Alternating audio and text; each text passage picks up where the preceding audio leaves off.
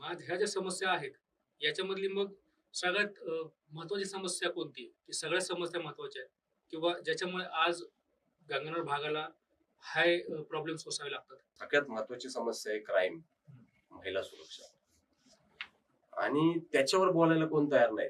म्हणजे अशी काही घटना घडली की मेणबत्त्या घेऊन लोक निघणारी भरपूर आहेत. पण ती घटना म्हणजे घडण्याच्या घडलेल्या पूर्वी गोष्टीवरती भाष्य करणारे लोकं खूप आहेत. खूप आहेत, पण खूप आहेत. घडण्याआधी कोणी भाष्य करत नाही. म्हणजे आंदोलन करणारी, मेणबत्त्या घेऊन फिरणारी, सोशल मीडियावर पोस्ट करणारी भरपूर लोक आहेत.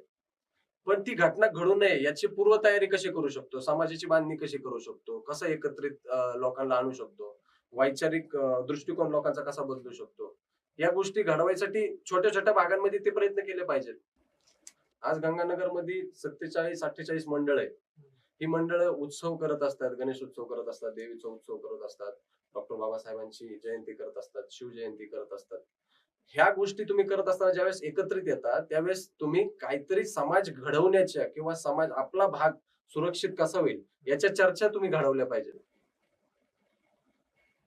ना की डांगडिंग कुठेतरी डान्स केला पाहिजे. हा, ते आम्ही पण कधीतरी केलेलं आहे. तो तेवढ्या पुरतं असलं पाहिजे. पण ते झाल्यानंतर किंवा त्याच्या पूर्वी कुठेतरी एक विचार विनिमय झाला पाहिजे, चर्चा झाली पाहिजे.